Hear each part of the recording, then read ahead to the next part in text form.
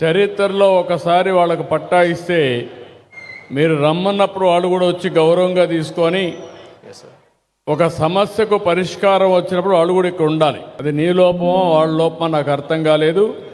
Revenue department ఇలాంటి లోపాలన్నీ correct చేసుకోవాలి. భవిష్యత్తులో ఇలాంటి ఉంటే మాత్రం చాలా సీరియస్గా ఉంటుంది. నేను చాలాసార్లు చెప్పాను, శాశ్వతంగా ఈ సమస్యకు పరిష్కార మార్గం పెట్టాలనుకుంటున్నాను. మళ్ళా ఇండ్ల దగ్గర ఇవ్వాల్సిన పని లేదు, ఆఫీసులు ఇవ్వాల్సిన పని లేదు. గ్రామ సభలోనే ఇవ్వాలా, గ్రామ సభలో చదివినిపించాలా. వాళ్ళు చూసిన తర్వాత మాది కరెక్ట్గా ఉందంటేనే మీరు పరీక్షలో పాస్ అయినట్టు తప్ప లేకపోతే చాలా సీరియస్గా ఉంటుంది. నేను చాలా స్పష్టంగా చెప్తున్నా అందరికి. ఎందుకు వచ్చారంటే మీరు ఇలాంటి చేస్తారని తెలిసే నేను నేరుగా ఇక్కడికి వచ్చా.